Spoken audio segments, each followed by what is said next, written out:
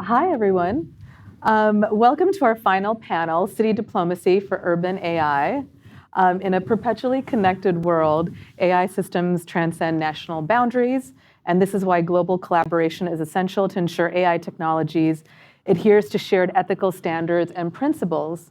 But where do these collaborations start, and who defines the shared principles? We're going to dig in this morning on the importance of urban diplomacy around the world in the ethical deployment of AI. And joining us in this conversation is Michael Donaldson Carbon, Director of Digital Innovation for the City of Barcelona. Welcome. And Ian Klaus, hi. And Ian Klaus, Director of Carnegie, California. I'm going to kick us off with a question. You know what? Why don't we start with you, Michael? At this moment, what are the most pressing questions regarding governance of AI globally? Well, I'd say that, thanks and good morning, good afternoon here in sunny Barcelona. So sorry I can't be there.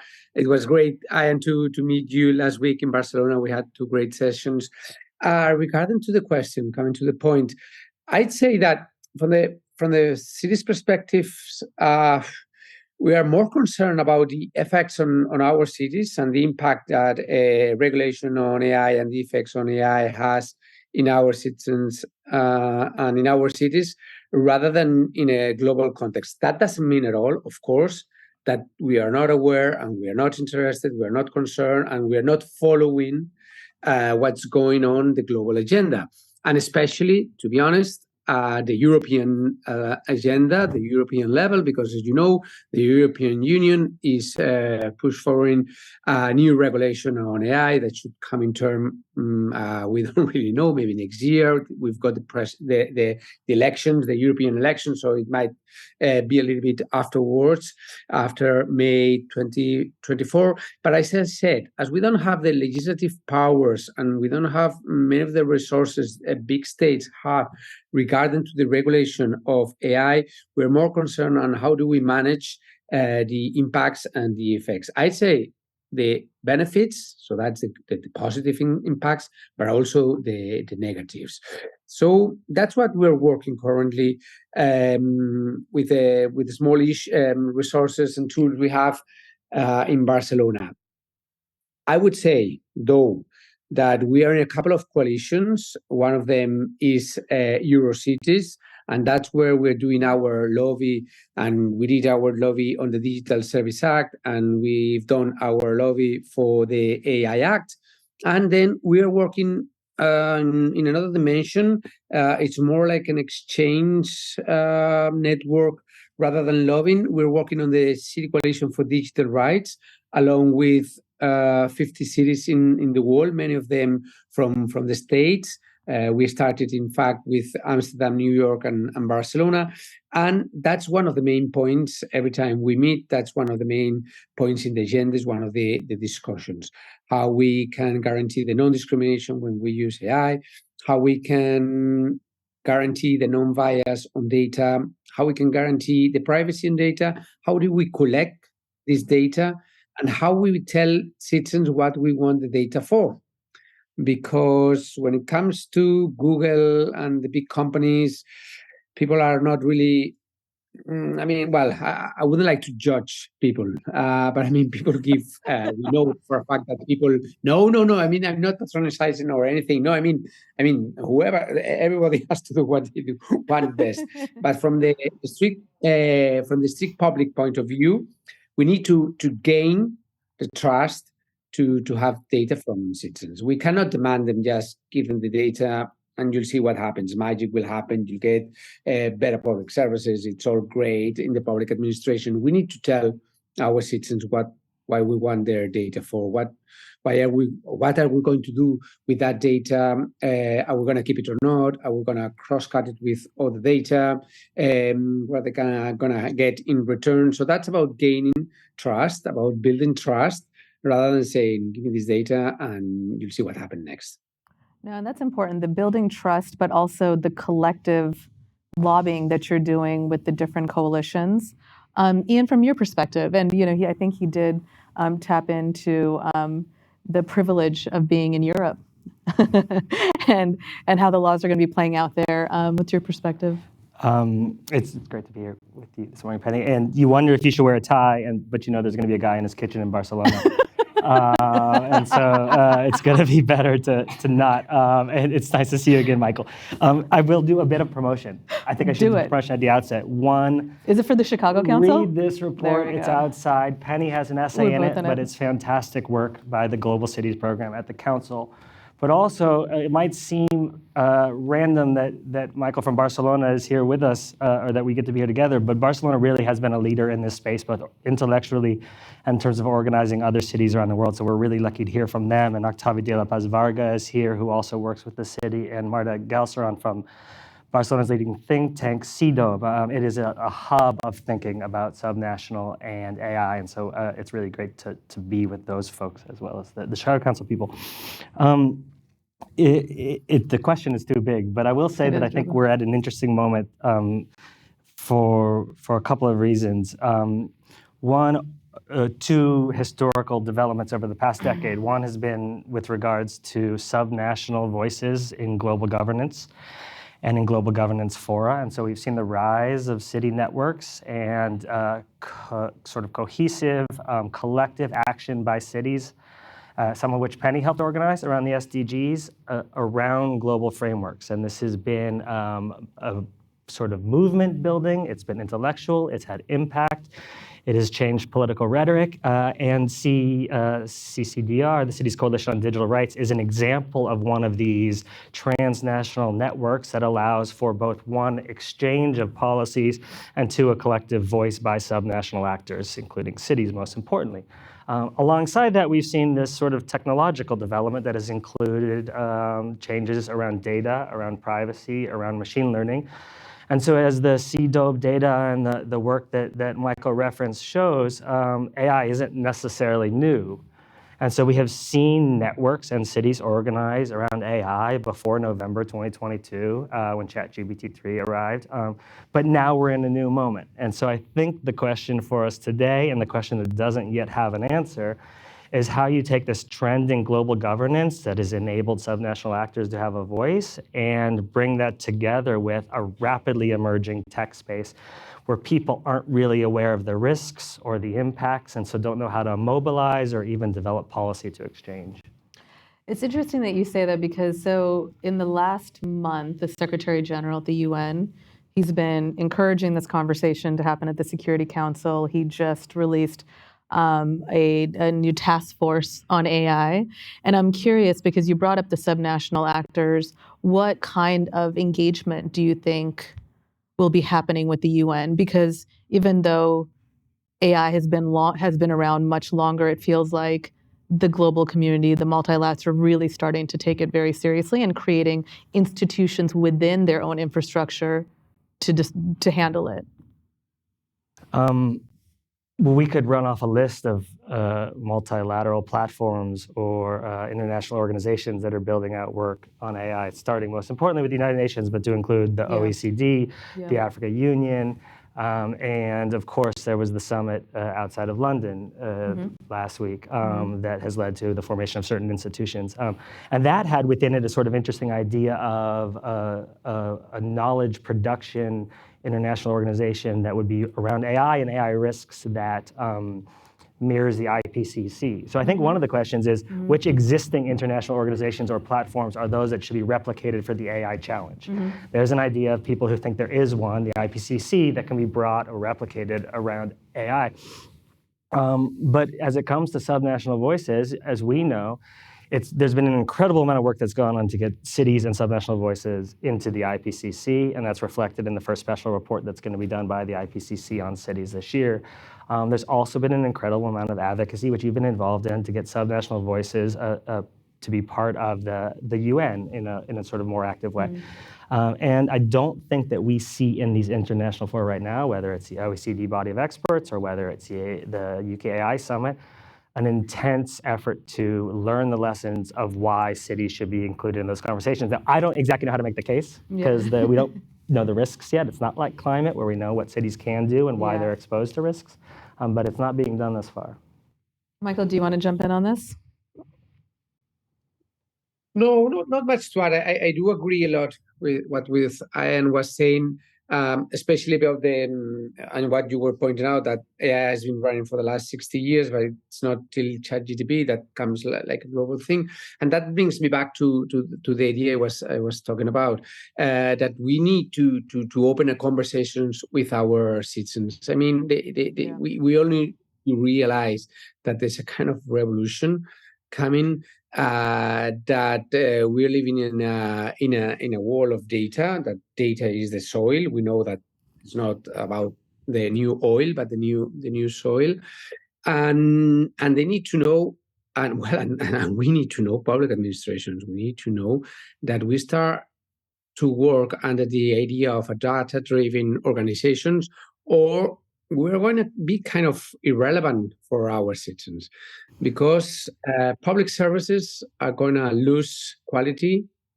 And if we stop delivering good quality of public services, we are basically nothing. Especially, I'm thinking about the city hall, the local administration. I mean, you've got power regulation on the state, you've got big economic policies, but public administration, from the local perspective, we deliver public services. I said at the beginning that I think that AI can bring us a lot of potential, but at the same time can bring us a lot of risks. So let's work in the two dimensions.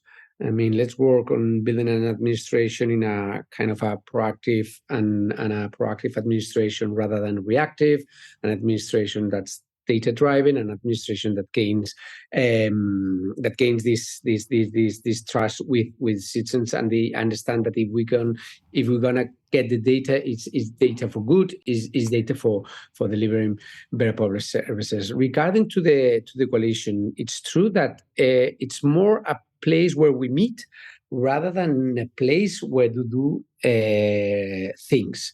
I mean, it's more a place where we gather to exchange our concerns, our good practices, our bad practices as well, our failures.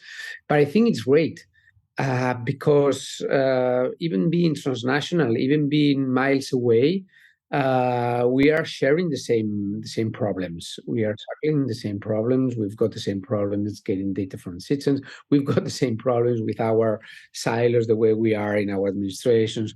We've got the same problems with the bias on data. We've got the same problems. I mean, so we learn a lot from. So we might not have an agenda. We might not be a lobby in that sense, but we are building something that might give us new stages that are yet to come in early days. I heard the same problems multiple times in that response, and I hope with the same problems also mean that there are solutions that can cross regions, cross cities. I know that you two have been working together. You mentioned you've seen him multiple times, in fact, in the last 2 weeks. How did this collaboration come together, and what are the primary takeaways in the engagement between Carnegie, California, and Barcelona? Let's take a sort of step back. And so I live in California. I've been to Chicago Council for years, and so it's wonderful to be back here. We in Carnegie, California, ripped off an idea from the Chicago Council in some ways and did a survey on how Californians think about global affairs. The first quarter of it really tracks with the Chicago Council's benchmark report on foreign policy and perspectives from the United States, and so we compare with it. But we also ask Californians how they think about emerging AI challenges and what should be done about them and who should be active in developing policy around them. And nearly a majority of Californians support an international agreement on AI standard setting. As people get wealthier and more educated, they are more likely to support that. But also, most Californians think that their cities and their state should be more active in policymaking around AI. They don't just think it's the preserve of the federal government. And so when you start to see cities out there trying to figure, and that's just California, so we shouldn't go too far outside of it, but there is a mandate in some ways, a need or an interest from residents in California to see their cities and state do something. One of the arguments for city action has always been that it's democratic, they're closer to the ground, they have legitimacy. And so I think that's like an important point. It also means that just because you're in a big state that's the 5th largest economy in the world doesn't mean that you can't learn a lot from places in the world. Absolutely. And when you look at a state like California, it had an EO, an executive order from the governor on AI in early September. And a great deal of that, there was some stuff around critical energy infrastructure, but a lot of it was about building knowledge base around how AI can be used, use cases, potential risks, new risk inventories. And there's no way at this moment when we're sort of really all grappling with what this technology means, you can build that knowledge base without talking to other people and what they're thinking about. So we're in dialogue with Catalonia as well, because as a region, it thinks very interesting ways about this with the city of Barcelona, because they've long been a leader, but also because the advocacy they did around the EU AI Act is like a really important story for subnationals who are thinking about trying to influence supranational standards and legislation. So again, as I said at the outset, there's sort of a hotbed of places where you can learn. Michael, do you want to reflect on the relationship? Yeah, no, I do totally agree. I mean, our relation starts basically through CIDOP, which is a think tank that I was pointing out before. And I would say, I would like to add, we're talking about states, regions, we're talking about cities, city halls. We are talking about think tanks. I mean, our strategy on AI was based on different surveys and reports from the university, because we had to start from scratch. And then there's another dimension that we're more or less talking through the dialogue, but we haven't specifically talk about, and it's the citizens, it's the civic movement that's arising from here.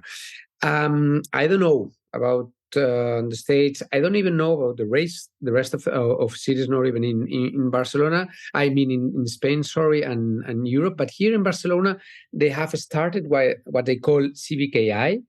And it's kind of a movement with different people, independent people from research centers, university, some of the big companies as well, but as individuals. And what they are demanding is a global regulation for AI. I mean, the same way, I don't know if you can do the comparison, but the same way there is a global regulation for air traffic. So this way, if you fly from Barcelona, Spain, you can get to Chicago, United States without any problem. AI that moves from one place to another without asking should have kind of the same regulation. And I think it's very interesting that this movement is bottom up. That's demanding to the legislative powers and to the executive powers to be concerned on this. They are trying to replicate this idea to other countries, so it would be like kind of a global movement. But I think we are all kind of converging into the same thing. You were pointing out at the beginning about the UN resolution and the committee group of experts, board of experts that the Secretary General has launched. We've got different initiatives. So yeah, I think it's kind of the momentum now. We need to grab to it. Can I ask about the civic AI? Is that happening in parallel or with the coalitions that many of the cities are already in? No. It's not related at all. I mean, we are in conversations with them, but no. It's from the civil society. Yeah. No, fascinating. Go ahead. No, I wonder. Because I've heard Michael speak to this, and I think it's 9:45 in the morning, right? And we're talking about cities. This is like a geeky crew. And the Chicago Council did a really wonderful report with Sasha Hazelmeyer on procurement. And I think this is one of the places where we can get like most tactile as it comes to cities and AI policy. How are you guys thinking about procurement? Like working with the companies? Yeah, no. Before answering, I wanted to ask you: is this procurement is it finished? Is it just a document, or is it a public official document? I see Brian Hansen shaking his head. It's on the website. Sasha Hazelmeyer, Sam Kling will send it to you today. So I'll copy it right away. Yeah, no. I wasn't aware of it. So great to be here in Chicago Online, and congratulations And congratulations with that job. I think that's exactly the main important point, and at least from the city hall perspective, or under the Spanish regulation. Because as I said before, we haven't got this legislative power, haven't got the regulation power. But when it comes to buy products, when it comes to buy different services, we kind of have the key on the relationship with the provider. We've developed a protocol in order to establish ex ante and ex post evaluation, in order to make an audition on how the algorithms work and how they impact whenever they are deploying or delivering public services. We have a couple of different measures regarding to governance. We've got an external committee, and we've got an internal one, and we're going to deploy, or we're going to establish one with the citizens. But what we're most focused now at the moment is establishing a standard clause, a standard tender, in order to get this kind of technology. We're struggling a little bit on this, and that's why I'm so interested in knowing and a good experience, or someone who's been brave enough to push forward this document. Because under this project,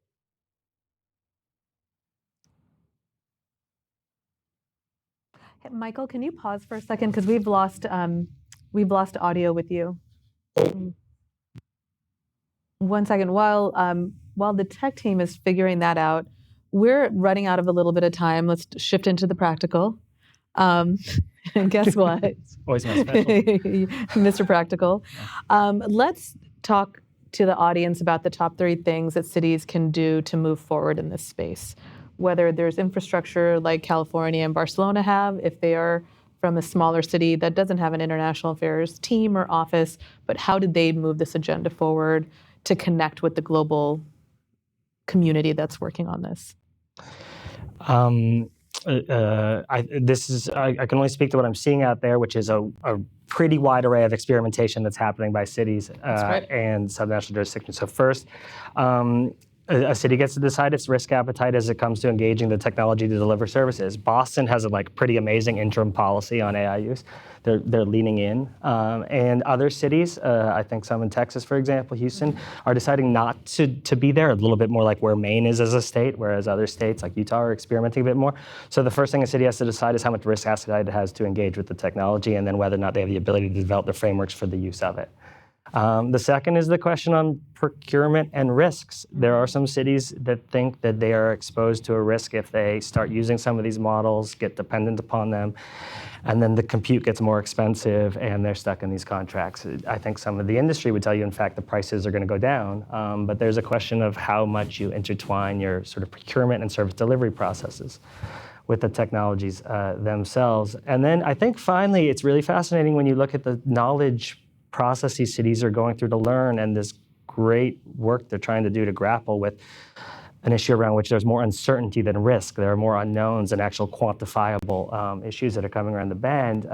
They're doing what they can, which means how are they going to use the tech? How are they going to deliver services? But of course, the societal impacts are going to be much wider. Yeah. And those will be weathered, a bit like climate change in cities. And so there has to be a collective effort to make sure that cities are part of the conversations for how to deal with the larger structural challenges. And that's where we get to the UN, it's where we get to the OECD, it's where we get the African Union. But cities also are communities, right? That's something that Michael was talking about. They need to become fluent in this as well, so they're participating in this conversation. Couldn't agree more. And so if you look at the city of Seattle, the number they'll give you is 70% of their new AI policy is built off their old one, but that new percentage is done in heavy consultation with communities in the city. Yeah. And everything that's produced has to be understandable, legible for residents. And so the policy-making process, but also the material that explains it, is lots of cities are trying to make it as inclusive as possible. Is there a hub, and I'm going to put the Chicago Council on in spotlight on this, where all of these ideas are shared? Because the Seattle model is something that Dallas could use. Is there a hub for this? And I ask because when I was a commissioner for international affairs in New York City, we created this voluntary local review in terms of how cities could share how they're achieving the sustainable development goals, irrespective of their size and wherever they were regionally. And part of it was to be able to just have a hub of information of just stealing best practices. It's like, oh, Seattle, that is a great idea. Why do we need to create this idea when it could be applied readily? And I'm just wondering, do you know if there's a hub? And if not, maybe Chicago Council becomes that hub? Let's see if Brian and Eva are going to raise their hands and take that on for the better of the community. No, there's not. One of the interesting things about this moment is that it's all happening so quickly that the lessons learned from policy exchange and collective voice for cities have yet to be totally deployed in this space. I think it will happen quite fast. We saw City Lab and Bloomberg being interested in that, so it'll get out there. But also, risk appetite isn't something that is solved by a policy process. You have to make decisions around it, and it's about politics and processes. Yep. So we only have a few minutes left. I want to open this up to the audience, and I think this is early enough where you can just stand up at your. Hi, thank you. Appreciate you going to the mic. Hi there, good morning. My name is Carolina. I come from the internet governance and sort of tech governance space. It's my first time learning more about city diplomacy. I did want to stand up to say a word here, sort of reacting to some of the remarks I heard. I think it's brilliant to hear how cities are sort of engaging with sort of issues on the global stage, and thinking also perhaps how to sort of elevate concerns from citizens in their cities about the use and sort of deployment of AI technologies. I did want to sort of say a word about being cautious and sort of understanding the complexities around the governance conversation of AI, and I think internet governance actually offers a great example. So the internet, the way it is governed is through a multi-stakeholder model, right? Where basically governments, civil society, the technical community, the private sector, all these sort of different, the private sector, technical community are driving sort of the technology. Then you have, governments perhaps regulating, civil society, helping understand sort of human impacts of the internet. And that's been incredibly important, a balance whenever you're dealing with technology. So I just wanted to say this and say, when we think of regulating artificial intelligence and where cities position themselves, I've heard people say, we need to sort of maybe emulate for AI what we do for sort of, nuclear power and weapons and so forth. So just, be aware that it's important in sort of the development of AI that we keep the space open and multi-stakeholder, and that we don't push it into multilateral spaces where, important stakeholders are not going to be able to have a say. So I wanted to flag that with my hat on of a tech governance person. So thank you. No, I appreciate that. And I think I'm just going to jump in.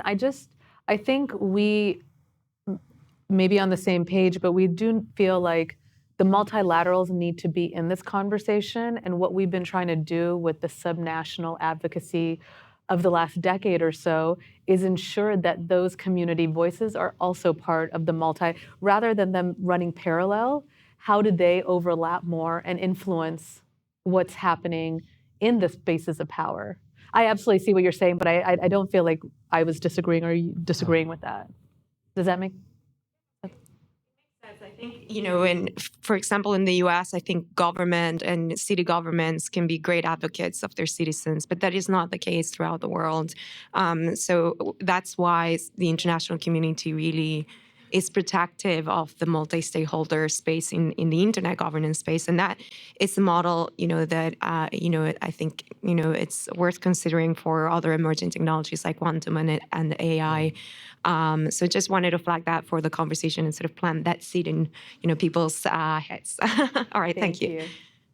Really quickly, Michael, welcome back. Can you hear us? We're at Q&A. Thanks. Yeah, sorry for that. Yeah, sorry. Yeah. It's no problem, and we apologize. We're in the Q&A portion, so you'll be hearing people ask questions off screen. Go ahead, yeah. Hi, welcome. I am Jordi Baquet. I'm the Secretary General of Metropolis, which is a network of cities of a million and above. And so I'd like to bring a little bit the focus on the city diplomacy aspect of it. I mean, we at Metropolis, most of what we do is exchange, and I'm a huge believer in the value of city-to-city policy exchange. However, that doesn't immediately translate into advocacy and advocacy gains. And the City Coalition, for example, and other spaces where these issues tend to be discussed, they tend not to look like the spaces where city diplomacy is most oriented towards policy outcomes. When you see the discussions around data and AI and others in the World Urban Forum, it tends to be the kind of specialized corner with, the specialized crowd rather than the mayors, the directors of international relations, the people who are usually at the center of, they've been very effectively placed themselves in the climate discussion and in the migration discussion. In others, one can still argue that there's still a long way. So my sense is that for artificial intelligence and data issues, we're at a different stage, and that the cities themselves are very often represented by the chief information officer, that is seldom very political. You don't have these four mayors who go out there and speak very loudly about this. So I think there is a potential there. I'm not dismissing. I think that's the next stage. I think how the question here is, how do we bring this issue to a very political level rather to this policy exchange, which is fantastic, but it's a different thing. And I've got a question, which is for Ian, I guess. Is there any kind of joint engagement with the industry by cities? Because cities are very vulnerable. They all want the next Google data center in their metropolitan area, right? So they don't want to make them unhappy. It's a difficult position for them to alone confront the industry. So is there any structured dialogue between cities and industry? Thank you. Michael, I saw you nodding your head. Did you want to speak to the first part of that, since you just rejoined us? And I can Yeah, good. Yeah. Hi, Jordi. I see half of Barcelona is there in Chicago. I don't know if half, but at least the best of Barcelona. I guess that's why I remain here at home. No, great to know that Jordi, Octavi, Marta, and who else is there is joining the conversation. Special hello to them. Yeah, I do totally agree what Jordi was pointing out, and especially the city coalition was never meant in that sense. I'd say, and Jordi might even know better than me, that Eurocities and digital forum, digital cities in Eurocities, that's what Jordi was pointing out, this cities diplomacy, because we've been carrying on this lobby I was telling you about, all these different reports and all these meetings we had with the European Commission and so on. And yes, I mean, it's true. I mean, the thing is that there's a kind of a new problem in the agenda. I mean, I was pointing it out, it's only back from last year. Although these emerging technologies have been running on for a while, the impacts on the cities and the citizens are only now seen.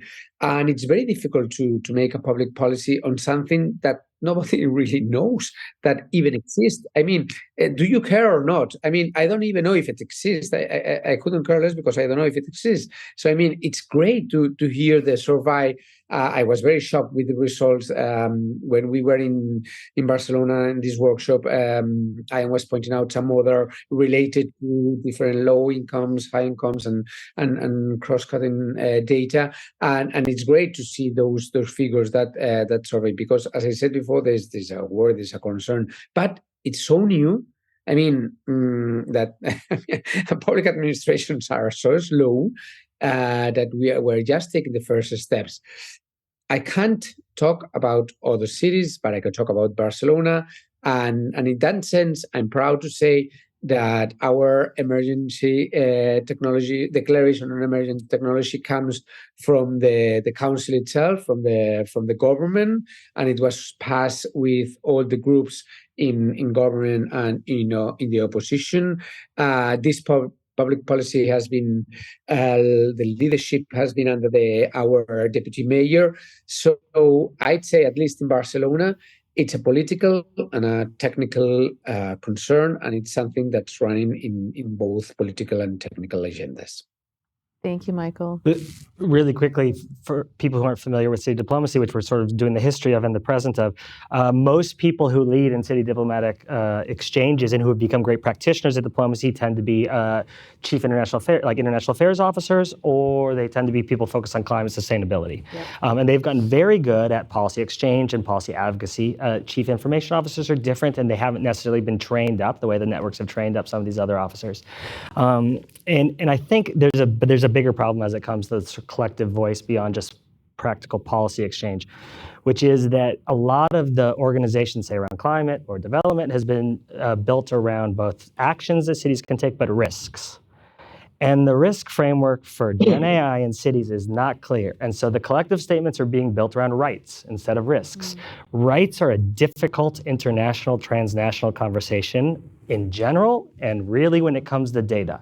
And so I think that's one of the limits. Really quick on industry, the city of San Jose in California is organizing a collective effort for cities to have an exchange and to even think about procuring together from industry. So smaller cities, that's a city of 1 million people, but smaller cities could work collectively for negotiation and idea exchange with industry. That's one example. I'm sure there are many, but it's pretty nascent and it's starting right now. Sam, welcome. Okay. Hello, everyone. I'm Sam Kling. I'm the Director of Global Cities Research here at the Chicago Council. By the way, that procurement report, serving the citizens, not the bureaucracy. You can Google it. It's free. It's excellent. I have a question that is maybe thematically related to Jordi's. A few years ago, the smart cities movement was all the rage. A lot of it based on similar technology. A lot of similar questions raised, and then there was a bit of a backlash against that. I'm wondering, from your perspective, how you see the conversation has changed, and particularly when it comes to what cities are thinking about, how they're trying to engage internationally, and also how you all are trying to engage internationally with cities. What are the big issues? What are the big risks that you see, and the differences there? Thank you, Sam. We'll take the last question and then address it. Hi, thanks for this great discussion. I come from more of a technical background. I'm into AI research. I'm a PhD student in UIUC.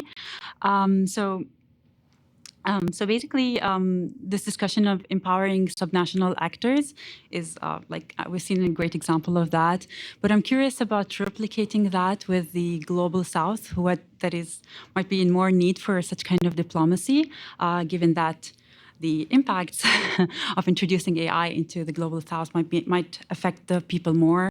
Speaking of empowering corrupt regimes, and that could maybe impact people with the bad abusing basically AI for not necessarily for the needs of the people themselves, but for basically other regimes related needs. So just curious if there could be a replica where empowering subnational actors in global South might be actually more impactful as well. Thank you. That's a great question. We're running out of time, so Michael and Ian, I'm going to give you each 2 minutes to give quick opinions on both Sam and that last question. I think, Michael, that's his way of saying you go first. Go ahead, Ian. Yeah. No, because I haven't. Yeah, go ahead. I think that one on global South and cities, urbanization trends, which is a bit different from cities, as well, all suggest that Africa and Asia cities and metropolitan urban areas are where the growth is, and so they must be part of any of these conversations. And if you look at the way some of the leading city networks, so this is like geeky subnational diplomacy stuff, work, they continue to have more and more representation from cities in Africa and Asia. And C40 just announced, I think this week, that they have now 2 co-chairs. That's right. Yvonne from Sierra Leone. Yeah. Exactly, along with Mayor Khan of London. And so that speaks to sort of an intense awareness to the issue you just described. But this gets to the risks versus rights challenge. I couldn't lay out for you what the particular risks are from Gen AI in a lot of those cities that, say, have joined around climate, because we know what those risks are. And so I think that a year from now, we'll be having a much different conversation if we have a greater understanding for them. And when we do, those voices absolutely have to be included in the leadership and knowledge creation role, yeah. And Sam's question, do we want to wrap that up? Vanessa's going to be coming out for closing remarks, so we're going to need to wrap up this panel. I've spent so much time with Sam, I already forgot his question, because he's in my head, and so Sam, I think we will address that question during lunch. So I want to thank you, Michael, for apologies for the little tech thing, but that just makes this a very real conversation. Ian, thank you so much for joining us. It was a pleasure to be part of the closing plenary with all of you. And now Vanessa Vardone will be coming out for final remarks. Michael, it says "I love you" behind you on the blackboard. It's beautiful. Does it really? Oh, that is.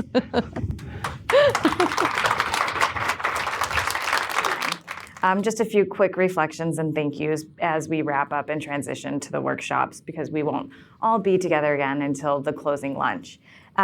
This is my 8th year with the Pritzker Forum on Global Cities, and every time we get to this point in the event, I have the same reflection, and I'm sure we've all had it.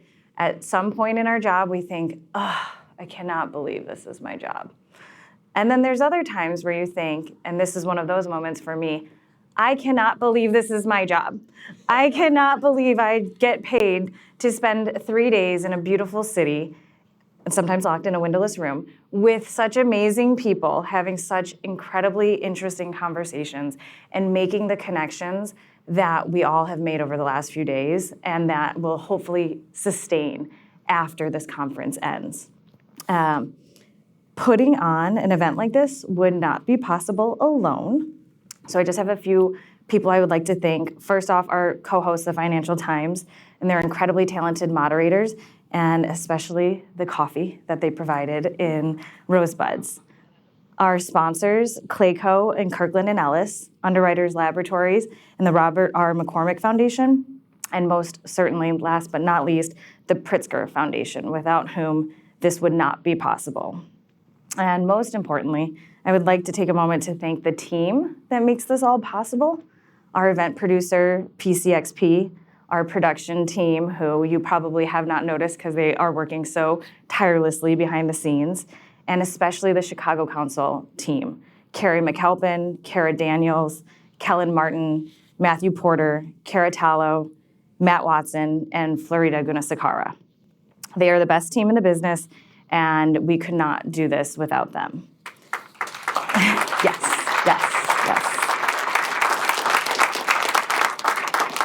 But this forum itself does not exist alone either. It is part of an ecosystem of great work being done by all of you and many others who could not be with us in the room over the last few days. There's great research, and there are great other events being run by organizations around the world, including Bloomberg City Lab, the Center for Livable Cities World City Summit, and C40, among many others. I am just honored that the forum has a place among these peers, and we have the chance to contribute in our own small way to the work that you are all doing throughout the year so tirelessly. So give yourselves, please, a round of applause too. It is through all of that collective work that we are able to move the needle on key issues, such as the ones discussed here, but many other important issues that people at the city level are working on every day, thanklessly, to help improve the lives of everyone in their cities around the world. So I look forward to continuing to work with all of you and supporting your work in whatever way that we can. You all have my email. You all have Florida's email. Please feel free to use it. Thank you for taking the time to be here and participate. I know this was our first return after a few years of a digital hiatus, so we could not be more appreciative for all of the people who made the journey and everyone who's joined us online. Thank you for the work you'll do when you go back home. Safe travels, and see you next year, hopefully.